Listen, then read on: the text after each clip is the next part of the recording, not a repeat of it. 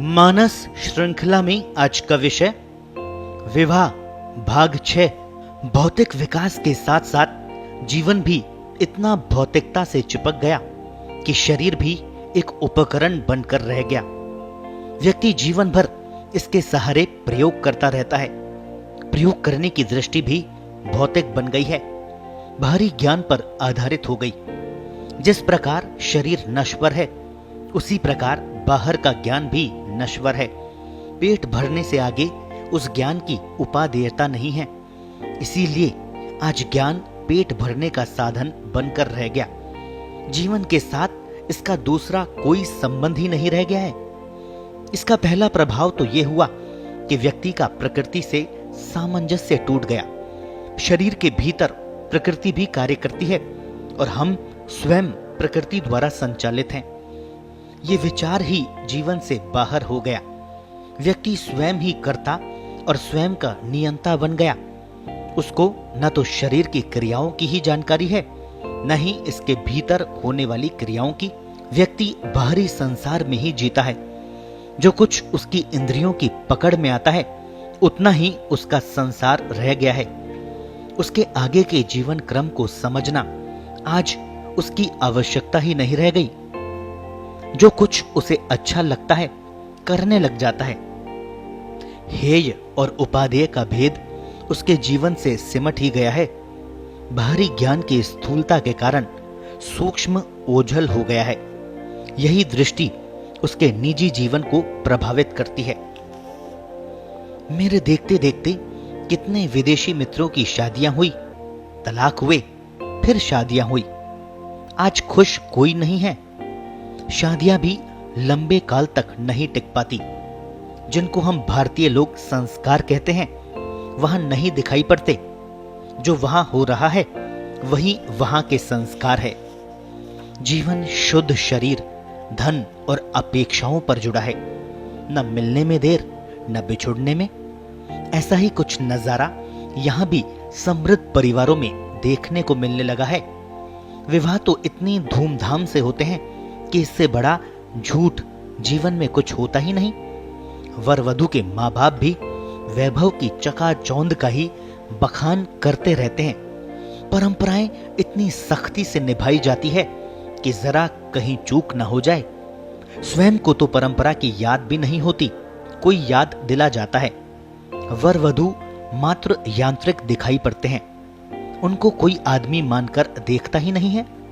घर वालों का ध्यान तो मेहमानों के साथ फोटो खिंचवाने में लगा रहता है। वर वधू केवल उठक बैठक करते हैं। उनको पानी पिलाना भी किसी को याद नहीं होता। माँ बाप का भावनात्मक जुड़ाव भी पश्चिम जैसा ही दिखाई देता है। शादी पैसे के जोर पर होती है। आदमी कहीं नहीं होता। होटल के लोग मांगे पूरी करते रहते हैं। दोनों परिवार के लोग सज धज कर टहलते रहते हैं। इसी का तो नाम अब विवाह पड़ गया है। उस भीड़ में कौन तो आया, खाया भी कि नहीं खाया कौन जाने। लिफाफे खोलेंगे तब ध्यान आएगा। पूरी की पूरी विवाह पद्धति ही नकली बनकर रह गई। तोरण, तलवार, घोड़ी जीवन में जुड़े ही नहीं, तब विवाह में क्यों चिपके हुए हैं? फेरों का अर्थ और कारण किसी को मालूम ही नहीं, तब क्यों खा रहे हैं? फेरों का समय पंडित तय करता है। जल्दी कराने के लिए उसे भी रिश्वत दी जा रही है। मंत्रों की भी जरूरत किसी को नहीं लगती। फिर ये दिखावा क्यों? मुहूर्त निकल जाने के समय तक तो बारात ही नहीं आती। सारे घर वाले सड़क पर नाचते रहते हैं। लड़की वाले के घर पर नाचे तब भी समझ में आता है, सज धज कर सड़क पर। और इसी वातावरण में हम वर वधू का मंगल भविष्य ढूंढ रहे हैं। अनुष्ठान के जरिए देवता का आशीर्वाद मांग रहे हैं। हम भूल जाते हैं कि जैसी प्रार्थना होगी वैसा ही फल मिलेगा। इस विवाह का वर वधू के आत्मीय संबंध से कोई लेना देना ही नहीं है। माँ बाप कन्यादान भी कर गए और वहां कन्या की परिभाषा ही लागू नहीं होती। वहां तो एक लड़की है, जैविक लड़की, घर छोड़कर जा रही है पति के साथ। क्यों जा रही है किसी ने नहीं बताया उसे। नए जीवन को कैसे परिभाषित करना है और क्यों, नहीं मालूम। संस्कारों का अध्याय तो शायद इसकी मां को भी नहीं मालूम। देखा देखी का नाम ही संस्कार है। देखा देखी ही विवाह का कारण है। दोनों मिलकर गृहस्थी चलाएंगे, कमाएंगे, पेट पालेंगे और बस विवाह की तैयारी से ही पता चल जाता है कि हम कहां जा रहे हैं। लड़का कार्यालय से छुट्टी मांगता है। सर, मेरा विवाह है, 5 दिन की छुट्टी चाहिए, कपड़े सिलवाने हैं सर, आप भी जरूर आइएगा। उधर लड़की वाले कपड़ों और गहनों में उलझे दिखाई देंगे। उसके यहां ऐसा था, हमारे यहां उससे अच्छा होना चाहिए।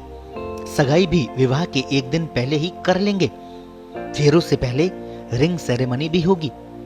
लड़के की अंगुली की नाप भी चाहिए। लेकिन इस बीच मां को बेटी के साथ बैठकर अपने अनुभव बांटने की आवश्यकता ही नहीं लगती। वह तो पैसा देकर उसकी मांग पूरी करके संतुष्ट रहती है। लड़की को यह तैयारी जरूर करके जाना है कि जरूरत पड़ने पर अपने पांव पर खड़ी रह सके। इसी शक्ति के कारण उसका टकराव का मार्ग खुल गया। समझौता एक सीमा के आगे नहीं होता।